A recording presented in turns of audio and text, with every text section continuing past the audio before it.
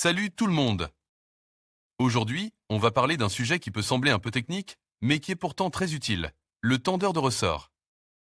Dans cette vidéo, je vais vous expliquer ce qu'est un tendeur de ressort, ses différents types, comment il fonctionne et surtout, comment le choisir et l'utiliser correctement. On verra aussi quelques exemples concrets d'application et je répondrai à quelques questions fréquentes. Alors, restez bien jusqu'à la fin pour ne rien manquer. Salut tout le monde! Aujourd'hui, on va parler de quelque chose qui peut sembler intimidant au premier abord, mais qui est en réalité assez simple, le serrage des ressorts d'amortisseur. On va voir comment vous pouvez le faire vous-même sans avoir besoin d'être un mécanicien professionnel. Alors, commençons par les bases. Comment fonctionne un amortisseur? Imaginez un système hydraulique, un peu comme un piston dans un cylindre. Quand vous roulez sur une bosse, la roue est soulevée. Ce mouvement est absorbé par l'amortisseur grâce à l'huile et au ressort. Les ressorts, eux, sont là pour contrôler le mouvement, pour éviter que la roue ne rebondisse trop haut ou trop bas. Ils travaillent en compression et en détente, absorbant l'énergie du choc et la dissipant progressivement. C'est un système ingénieux qui assure le confort et la sécurité de votre conduite. La qualité des ressorts est donc primordiale pour le bon fonctionnement de l'amortisseur. Un ressort fatigue ou casse affectera directement le comportement de votre véhicule. Maintenant, parlons de l'outil indispensable pour manipuler ces ressorts, l'extracteur de ressort. Il existe différents types d'extracteurs, mais ils ont tous le même but, compresser le ressort en toute sécurité. Sans un extracteur, compresser un ressort d'amortisseur est extrêmement dangereux. Vous risquez de vous blesser gravement, voire de causer des dommages importants à l'amortisseur lui-même. Un bon extracteur est robuste, solidement construit, et possède des mécanismes de sécurité pour éviter tout accident. Il est crucial d'investir dans un outil de qualité, plutôt que de tenter une solution de fortune qui pourrait mal tourner. N'oubliez pas de toujours consulter le manuel d'utilisation de votre extracteur avant de l'utiliser. Passons maintenant au processus de serrage des ressorts. Avant toute chose, assurez-vous d'avoir toutes les précautions nécessaires. Portez des gants de protection, des lunettes de sécurité et travaillez dans un espace bien éclairé et dégagé. Placez l'amortisseur sur une surface stable. Ensuite, fixez l'extracteur de ressort solidement à l'amortisseur en suivant les instructions du fabricant. Commencez à compresser le ressort lentement et progressivement.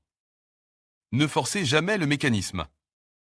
Si vous rencontrez une résistance inhabituelle, arrêtez-vous et vérifiez que tout est correctement positionné. Une fois le ressort suffisamment comprime, vous pourrez procéder au remplacement ou à la réparation de l'amortisseur. N'oubliez pas de faire attention à la tension du ressort. Même une fois comprime, il reste une force considérable. Le démontage et le remontage doivent être effectués avec la plus grande prudence. Chaque étape doit être réalisée avec précision et attention pour éviter tout accident. Prenez votre temps et n'hésitez pas à consulter des tutoriels vidéo supplémentaires si besoin. La sécurité est primordiale. Et voilà! Vous savez maintenant comment compresser les ressorts d'amortisseur en toute sécurité. N'oubliez pas que la sécurité est la priorité absolue. Si vous n'êtes pas à l'aise avec ces tâches, il est toujours préférable de faire appel à un professionnel. Mais avec les bons outils et un peu de prudence, vous pouvez réaliser cette opération vous-même. N'hésitez pas à partager vos expériences en commentaire. Alors, on attaque le remplacement des amortisseurs et des ressorts de la suspension avant. C'est un travail qui peut sembler intimidant au premier abord, mais avec les bons outils et un peu de patience, c'est tout à fait réalisable. On va commencer par démonter l'ensemble en commençant par sécuriser le véhicule sur chandelle. Bien sûr, sécurité avant tout. Ensuite, on va détacher les différents éléments qui maintiennent l'amortisseur en place, les boulons, les fixations. Prenez votre temps à cette étape, bien observer chaque piste avant de la démonter vous évitera des surprises désagréables plus tard. On va aussi parler des précautions à prendre pour éviter de se blesser, notamment avec les ressorts de suspension qui sont sous tension. On verra comment les compresser en toute sécurité, et l'importance d'utiliser les bons outils pour cela. On parlera aussi du couple de serrage des boulons, un point crucial pour la sécurité et la longévité de votre système de suspension. N'oubliez pas de bien nettoyer les points de fixation avant de remonter le nouvel amortisseur. Passons maintenant à la partie sur le fonctionnement d'un amortisseur. On va décortiquer le mécanisme, expliquer comment il absorbe les chocs et assure le confort de conduite. On parlera des différents composants, le piston, la tige, l'huile, le réservoir. On verra comment l'ensemble travaille ensemble pour amortir les vibrations et maintenir les roues en contact avec la route. On abordera aussi les différents types d'amortisseurs qui existent sur le marché, leurs avantages et leurs inconvénients. On verra comment identifier les signes d'usure d'un amortisseur pour savoir quand il est temps de le remplacer.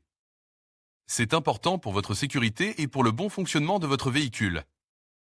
Enfin, on va parler de ces tendeurs de ressort, ces outils indispensables pour compresser les ressorts de suspension en toute sécurité. On va se concentrer sur les raccords filetés universels. On verra différents modèles, leurs caractéristiques et comment les choisir en fonction de votre véhicule et de la taille de vos ressorts. On examinera en détail les différents composants de ces raccords, leurs mécanismes de fonctionnement et les précautions à prendre lors de leur utilisation.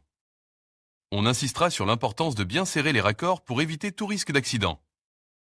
On verra aussi comment adapter ces raccords à différents types de ressorts et comment les utiliser correctement pour compresser et décompresser les ressorts sans risque. On finira par quelques conseils pour l'entretien de ces outils pour qu'ils vous servent longtemps et en toute sécurité. Et oui, même les outils ont besoin d'un peu d'amour.